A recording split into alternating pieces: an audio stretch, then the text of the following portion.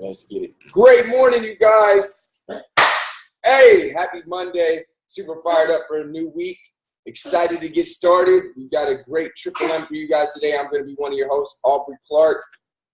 And Triple M, like always, if this is your first time or your 100th time, we're intending to start the week strong. So Monday morning motivation. You've got a brand new week ahead of you. We just started the fourth quarter of the year, and the way your Monday goes is the way your whole week is going to go. So we got a great video for you guys today from the author of Chicken Noodle Soup for the Soul. So he's going to be sharing, is that what it is?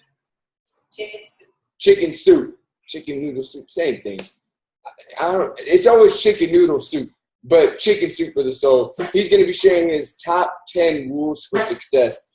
And people are probably eating a lot of chicken soup right now, so it's perfect time. Are you all right, Toby? He's fired up over here. So without further ado, let's get into the video.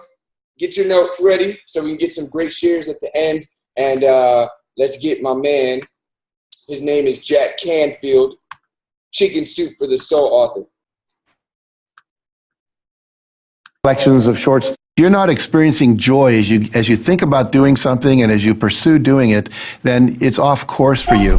He's an American author, motivational speaker, corporate trainer, and entrepreneur. He's the co-author of the Chicken Soup for the Soul series that has sold over 500 million copies in 40 languages. In 2005, he co-authored The Success Principles, How to Get From Where You Are to Where You Want to Be. He's Jack Canfield, and here's my take on his top 10 rules for success. Rule number 1 is my personal favorite, and I'm curious to find out which one you guys like the best. Also, as you're watching the video, if you hear something that Jack says that really resonates with you, add it to the comments with quotes so we can keep track of what you find most relevant. Practice faithful persistence. It means never, ever, ever give up. Chicken Soup for the Soul was rejected by 144 publishers. 144 publishers said, we don't want to publish a collection of short stories. The title's stupid, Chicken Soup for the Soul. What does that mean? People don't buy collections of short stories. There's never been, successful chain of doing that. So literally, we spent 14 months trying to find a publisher. And we'd go to New York with our agent, and eventually our agent gave us the book back and said, I can't sell this. So we went to the National Booksellers Association convention down in Anaheim. We went from booth to booth to booth for 3 days. And there were 4,000 publishers represented there. And we go, would you publish our book? Would you publish our book? Would you publish our book? And we got no, no, no, no, no. It was late on the third day that a little publisher from Florida, after we'd gotten over 144 rejections, said, we'll read it. And then they said, we said, well, how many copies do you think we'll sell? After they said, yeah, we'll buy it. A couple weeks later, they said, we'll publish it. And they said, well, maybe 20,000 if we're lucky. And we said, our goal is to sell 1.5 million in a year and a half. Now, have you ever told someone your dream and had them laugh out loud at you? He laughed out loud. Now, if we had given up after 100 publishers had said no, I wouldn't be standing here today. Wouldn't have happened. And so you've got to be willing to persevere. Because we didn't take no. See, when the world says no, you say next. Let's practice that. If I say no, you say? Yes. Absolutely. There's only 5 or 6 billion people out there you can go and ask, right? There's over 4,000 publishers just here in the state of California. So what we have is this endless possibility, but you have to persevere. It's as if the universe tests our commitment. And so today we have 147 titles in print. We sold over 115 million copies. We're in 47 languages. And over $1 billion worth of Chicken Soup for the Soul books have been sold worldwide. So if you're willing to decide what you want, believe it's possible, consciously envision the future, feel the feelings of what it would feel like if you had achieved this goal, you can have anything, and then you take action, both obvious actions and inspired actions. You can do anything. One of the functions of belief is taking action. We did a survey of about 2,000 top entrepreneurs, and we noticed that one of the things that people who win in that world have is a bias for action. If they have an inspiration, they act on it. I mean, how many of you have ever had a great idea, talked about it, thought about it, didn't do it, and then someone else did it and was successful, and you went, darn, I should have done that. Maybe it was buy that piece of property. All that, we all have that piece of property we wish we'd bought, Anyway, So we're going to be looking at the idea that taking action is part of law of attraction. See, a lot of people think you can just sit in your room, meditate, visualize having the perfect car, the perfect house, the perfect relationship, and then it'll kind of just come to you. And I always say, unless you live at the bottom of a hill where there's a road, it's probably not going to be a Cadillac show up in your living room, right? So think about this. The last 6 letters of the word attraction spell what? A-C-T-I-O-N, action. Now, there's 2 kinds of actions that are critical. There's obvious actions. If you want a certain kind of car, you should go down and test drive it. You should find out how much it costs. You should see what it costs to maintain it. You should go, spend, I like to test drive a car 3 or 4 times, go down to the dealer, take a camera, stick my head out the window, say, take a picture of me, I'll be back to buy it. Put it up on my refrigerator, look at it every day. Eventually, those kind of things produce car. Right? Saving for it and so forth. But there are also things called inspired actions. All of a sudden you get an inspiration to do something and you didn't know what it was. You don't have the sense of like, how's this rationally going to make sense for me to move forward in my life? I'll give you an example. A friend of mine, Dr. Ignatius Piazza, graduates chiropractic school. He wants to move to Monterey, near Pebble Beach, where the golf course is. And he gets there and he says to the local chiropractic association, I'd like to join you, I'd like you to help me get my practice started. And they said, we don't need any more chiropractors. We have 1 chiropractor for every 8 people in this area. It's too many. Now, he could have said, okay, let the external reality control his internal experience, but he didn't do that. He said, I'm going to think about this and visualize it and believe in it, and something will come that I will do. And what came to him to do was to take 6 months before he opened his office and put a pin where he wanted his office and then concentric circles knock on every door in every neighborhood saying, hi, I'm a new doctor in town, could I ask you a few questions? I'm starting this practice, should I open from 5 till 9 in the morning or should I be open from 5 until 9 at night for people who have 9 to 5 jobs, which would be better? Should I advertise in this paper or that paper? Should I call it Ignatius Piazza Chiropractic or Chiropractic West? Then his last question was, if I have an open house, would you like to receive an invitation? They said yes, he wrote it down. Now, over 6 months, he knocked on 12,500 doors, talked to 6,500 people, and gathered over 4,000 names of people who said, yes, I'd like an invitation to your open house. Now, when he opened his office 6 months later in a town that did not need another chiropractor, according to the professionals, his first month in practice, he netted $72,000. In his first year in practice, his gross income was over $1 million. I was giving a talk and mentioned this story just about 5 years ago, and this happened about 25 years ago. Someone said, he knocked on my door. And he left his card. And 2 years later, I needed the chiropractor, and I called him. Because we work with people we know, we've had an experience with, right? So he trusted his intuition. He took action on it. Other people would say, oh, guess I can't have what I want. You got to be willing to take the action. If you're going to be successful in creating the life of your dreams, you have to believe that you are capable of making it happen. You have to believe that you have the right stuff and that you're able to pull it off. Now, whether you call it self-esteem, self-confidence, or self-assurance, it's a deep-seated belief that you have what it takes, the abilities, the inner resources, the talents, and the skills to create your desired results. Now, believing in yourself is simply an attitude. Believing in yourself is a choice. You have to choose to believe that you can do anything you set your mind to. Anything at all. Because, in fact, you can. It might help you to know that the latest brain research now indicates with enough positive self-talk and positive visualization, combined with proper training, coaching, and practice, anyone can learn to do almost anything. Now, I've interviewed thousands of successful people, and almost every one of them has told me, I was not the most gifted or the most talented person in my field, but I chose to believe that anything was possible. And because of that, I studied, I practiced, and I worked harder than the others, and that's how I got to where I am.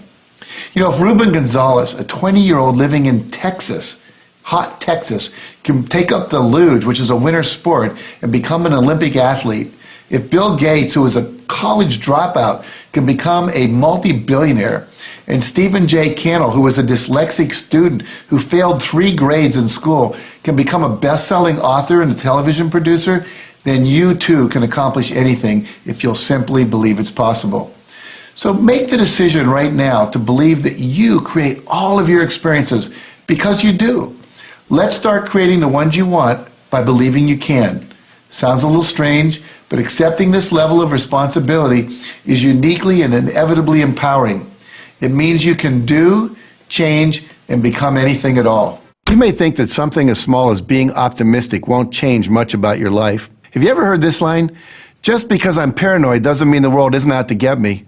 Now that may be a joke, but many people believe the deck is stacked against them. People who are reverse paranoids, otherwise known as optimists, use the same consistent thinking. But they believe that the world is plotting to do them good. Everything that happens is pushing them in the right direction. This attitude breeds more good thoughts, so why not practice to become a reverse paranoid? Start seeing obstacles as opportunities to grow and change. When your presentation doesn't get the sale, see it as an opportunity to create a better presentation and become better at your job. See the task that gives you some power to change rather than the failure that makes you feel powerless. Look for the seed of something better when everything is going wrong. Almost everyone sees getting laid off as a bad thing.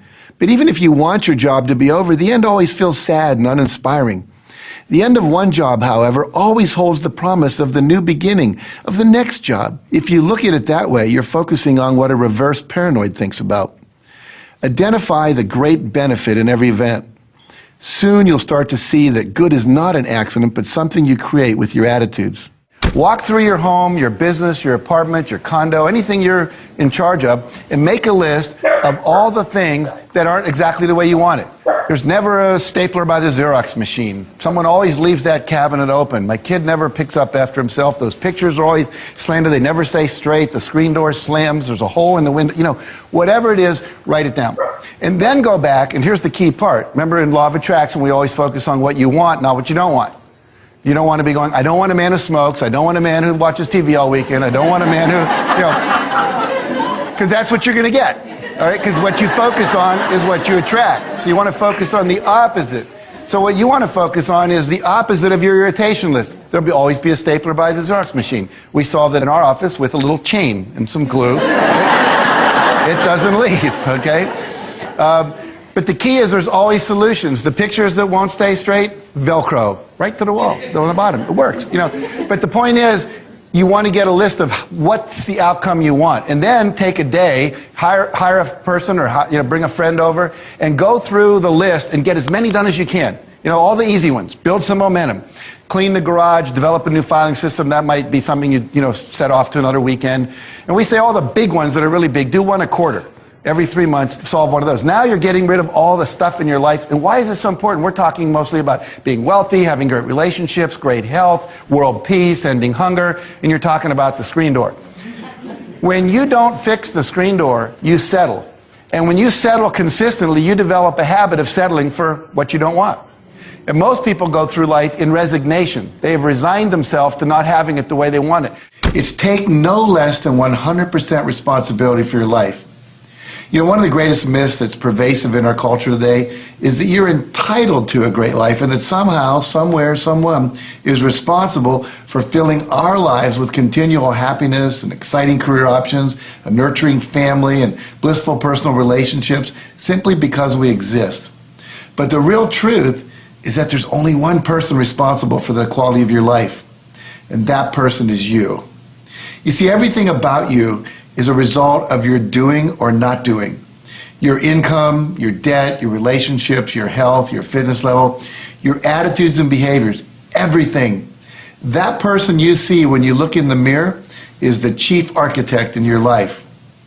You know, I think everybody knows this in their heart of hearts, but the mind can play games, tricking us into thinking that there are external factors that are the source of our failures, our disappointments, and our unhappiness. But the truth of the matter is that external factors don't determine how you live. You, and only you, are in complete control of the quality of your life experience. Successful people take full responsibility for the thoughts they think, the images they visualize, and the actions they take. They don't waste their time and energy on blaming and complaining. They evaluate their experiences and decide if they need to change them or not. They face the uncomfortable, and they take risks in order to create the life that they want to live. How many of you have ever complained in your life? Yeah. You know, here's what I've learned about complaining. In order to complain, I have to have a reference point of something better that I want that I'm not willing to risk creating. Now let me explain that again. I have to have a reference point in my mind of something I want that's better than what I have that I'm not willing to risk creating, so what I do is complain about it instead. See, if I was complaining about my wife, it would mean that I would have to believe that somewhere out there in the world there's a better woman than my wife. See, if every woman on the planet died, except my wife, do you think I'd go to work the next day and complain about her? No, she's the only one. And I'd be going, hey, and I got her. This is really cool, right? Do you ever hear anyone complain about gravity? Very rarely. You know, gravity makes us all bend over. Do you ever see an old person walking down the street going, gravity? They have a little walker. I hate gravity. If it weren't for gravity, I wouldn't be all bent over like this. Gravity sucks. Now, have you ever heard an older person doing it? No, the reason they don't complain about gravity is because there's no alternative to it.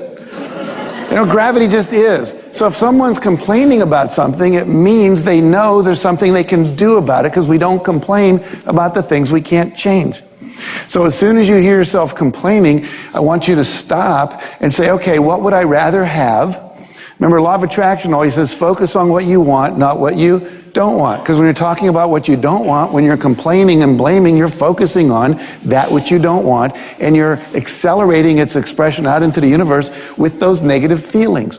And yet we'll spend a majority of our time complaining about so many things.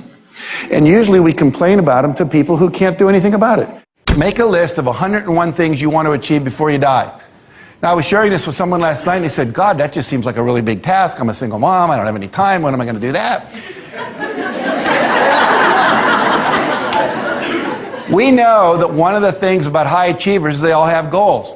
Only 10% of Americans set goals every year. 10%. I can go to sales conferences, people that learn this stuff, hear it over and over. How many? 10%. We also know the same 3 to 10% control 90% of the resources of the world. So literally, without goals, you're directionless. You will be used. See, people without goals get used by other people who have them. People that don't have goals work for people who do. And so you want to be someone who picks up and gets clear about what you want. Make a list, 101 goals. I want to go to Paris. I want to, skydive. I want to bungee cord jump. I want to play the guitar. I want to learn to juggle. I want to learn 2 magic tricks for the kids. I want to go to the Olympics in Beijing. Whatever it is, make the list. And you'll see there's a lot of stuff under there that you've kind of put down that you want. And you can have anything you want. If you want to know how to decide if a career opportunity is a good one, there are several things you have to take into consideration. Number one, does it make your heart sing? The number one feedback system that you are given at birth is joy. If you're not experiencing joy as you think about doing something and as you pursue doing it, then it's off course for you. You also want to put your rational mind to work. You want to do some due diligence. Ask other people who've gone down that road before. What was it like? What did they have to do? What were some of the costs of that path? What were some of the payoffs and the benefits? And really get a sense of what it would be like to do that. Sometimes you can go and do an internship, or you can work for a friend in their restaurant just to see if you like it, because often the fantasy doesn't match the reality. And the other thing is to simply trust yourself. You know deep inside what's true for you. And if you'll take a few minutes and go inside, we call it meditation, and just ask and sit with the question and see what kind of feelings come up. Does this feel right? So do all the rational research, but then ultimately bring it back into your heart and decide, does this feel good for me? And if it makes sense up here and it feels good, then step into it. Just lean into it and see what happens. Pursue it. No decision is forever. You can always change if it's not what you want. When you're a kid, you have an impulse to act, you act. You want to touch the cat, you want to throw the cat out the window. You want to stick your hand into the VCR and put peanut butter in there, you do. The problem is, as we're growing up, we get conditioned by our parents and our caretakers and our siblings and our teachers and coaches and nuns and all these different people that come into our life. Don't do that. Stop. That's bad. We get slapped and told we're not okay. And so after a while, when we go to do something, we're looking, is it okay if I do this, instead of just doing it. The City Advantage Platinum Select. Awesome. I love that. That was a great video. Let's get into some takeaways. Rox, what you got for us? I have 2 pages of notes. Well, let's get it. She chose this video, by the way. Congratulations. I'm excited. Contributing. Thanks. So, man, I took so many takeaways that I have to like pick some of my favorites inside of here. But some of the things that I really, I mean, I loved it all. But I like when he was talking about believing in yourself. And he says, believe that you have what it takes to achieve your end results, you know, because at the end of the day, it all starts with belief, and what you believe, what you can or cannot do inside of your life is going to be all up to you. So I really love that. And he said, he talked about how there's been scientific studies where if people visualize like a certain thing, and if they get the coaching as well, that we can learn and do almost anything that we set our minds to.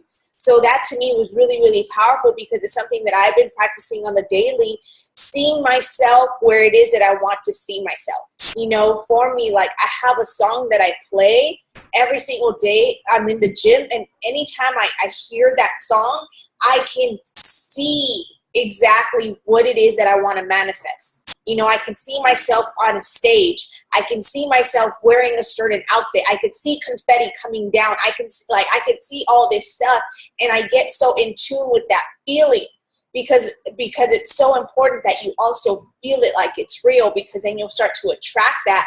But then inside of that, he also talked about taking action, because it's not enough just to visualize these things that we want. Because like he said, in the word attraction is the word action. So if you want to attract certain things into your life, you have to be willing to take the action, which is going to then bring you everything that you desire. So I really love that. And then I'll share one more. I loved when he talked about not settling. You know, he's just like, look inside your house. I missed a little bit, but whatever I picked up on the part was, he was just like, look around your house, and if there's a screen door that needs to be fixed, and then you keep putting it off and you keep putting it off, you're settling. Whether you know it or not, you're settling. And when you start to settle consistently in the small stuff inside of your life, then it begins to manifest in the bigger parts of your life, and you just begin to settle all over. You know, if you don't like certain things, if you don't like your house, if you don't like your car, if you don't like where you live, if you don't like your job, but you just keep doing these things because it's comfortable and it's a paycheck, then at the end of the day, you're just settling. And that's not going to give you the life that you so desire. So I really love that. That was just so key, because I truly believe that most people settle for an average life simply because it's comfortable, simply because, again, it's okay if this doesn't get fixed. It's okay. We make excuses for the small stuff, but really inside of our minds, we know that we deserve so much more and want so much more. So those were some of my takeaways. Love it. Great. For me, my number one was never give up. You know, he said chicken soup for the soul was rejected 142 times. He said that when they finally got somebody to take interest in it, he said, you know, how many do you think we could sell? He said 20,000 at the most. He said our goal is $1.5 million in a year and a half. And the dude actually laughed out loud to him. And he said, no matter what, we weren't going to stop. And I don't know if you guys could see the things at the bottom of the screen, but there were things on there like, you know, world record holder for having 7 titles on the New York Times bestseller list at one time. Something like 8 billion books sold. So to go from that to that, what kind of belief and what kind of nonetheless attitude did he have to have? This is something I'm going to tell you guys that I've heard from every single successful person. Was listening to one Church LA sermon yesterday, and they keep talking about having a nevertheless attitude. And I feel like that's just the universe's way of seeing if you deserve, A, the big success, but B, if you're willing to put in the work that's necessary for the big success. I feel like he had to go through those 142 to create in him and in his story and in the books he created the kind of thing that would create a 8 billion book selling, a 7 bestseller at the same time New York bestseller list achievement. Like, you gotta have that. You gotta have that if you want greatness. And that really resonated with me. The next one was set goals, 101 goals for your life. This was so crucial. If you could get this, man, he said 10% of people set goals. 10% of people set goals. I didn't used to set goals. Once I got in Herbalife, I set goals now. Then he said 3 to 10% control 95% of the world's assets. So I want you guys to understand, because I've had mixed reviews about goals. I really love setting goals. And then I have people be like, man, are we going to talk about goals again? And I just can't even understand that mindset. But you know what? There's a reason why 3 to 10% control 95% of the world's assets. But you and I and Roxy and Orlando, we all get to choose which part of the percentage we're going to be on. You know, it's not a you have to be in this percent or that percent. It's just your actions and habits are going to determine what percentage you're in. Are you going to have control of your finances or are you not? If you don't set goals, you're probably not going to achieve anything because A, you don't have anything to achieve. And B, you don't have any direction. So there's going to be people that get off this call and set some goals. It's September. It's a new month. We got 4 months left in 2016. And there's going to be people that jump off this call and don't. And then in 10 to 20, 30, 40 years, there's going to be people on this call that are abundant, financially free, can go where they want, live where they want. And guess what? The reality of it, there's going to be people on this call that get off and in 10 to 20, 30 to 40 years are broke. Have to work where they don't want to work. Wake up in pain because they're not in shape, and have family going through the same thing. I tell you this not because I want it that way. I tell you this because people just do different things. Like he said, you must take responsibility for your life. External factors don't control how you live. And if you never heard this, then maybe I could understand, okay, I didn't set goals. Nobody ever told me about goals. High school, I get it. They didn't teach us goals. College, I get it. They didn't teach us goals. But if you've heard this, if you're on the call live, you're watching the recording, you have no excuse now because you've been exposed. And remember, once again, 10% of people set goals, 3 to 10% of the people control 95% of the world's assets and resources. And I'll leave you with this one. Do what brings you joy. Get experience in what you're excited about. I'll tell you guys, I have little brothers. And I'm starting to ask them about college because they're about to go through that journey. And one of them said, I was like, so what do you think about doing? He's like, yeah, I'm going to go to school on the East Coast. I was like, why the East Coast? You've never even been. I was like, okay, cool. I don't got a problem with that. I want you to go to school. But what do you like doing? Yeah, I kind of like fashion. I kind of like this. All right, cool. What have you designed? And he was like, why are you hitting me with all these questions? I'm like, bro, you got to know where your path is going. Because guess what? Some people never get that talk and they find themselves out in the wilderness. Because you got to start to explore what you want to invest your life in. There's so many things that you can't do everything. And I started to remember, for me, I really like Fast and Furious. I love that movie. I watched it like 20 times. That got me in the car. I thought I was going to be like Vin Diesel and Paul Walker. I don't know.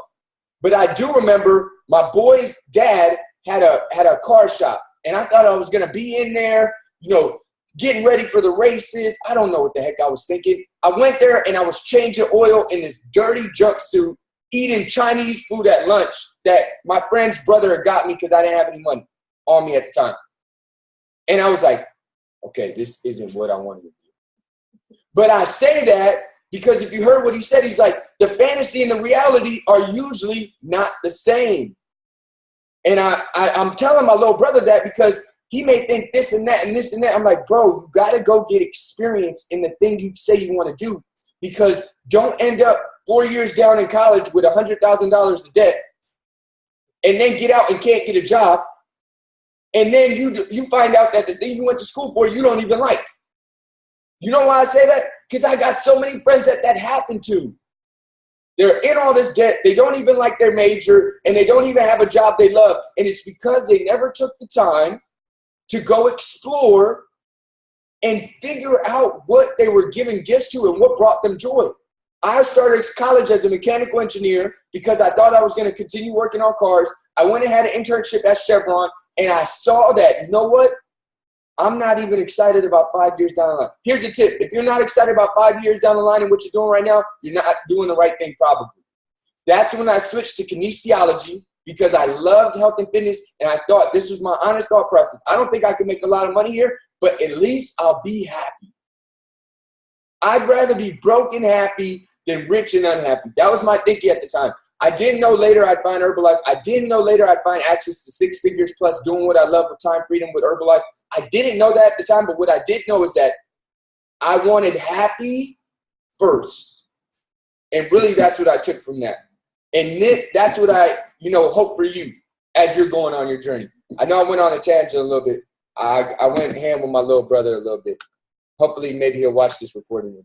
Probably. But let's get it. Let's get one share from the call-in line. Who's really excited to share? Give a smile or a thumbs up. Or just come off mute. Or just come off mute. Jay Stevens, I see you. Yo. Focus. Let's get it. My bad. There you go. Go ahead. Okay, cool. I was actually going to share about what do you call it? A reverse pessimist, or was that what it was? The term paranoid.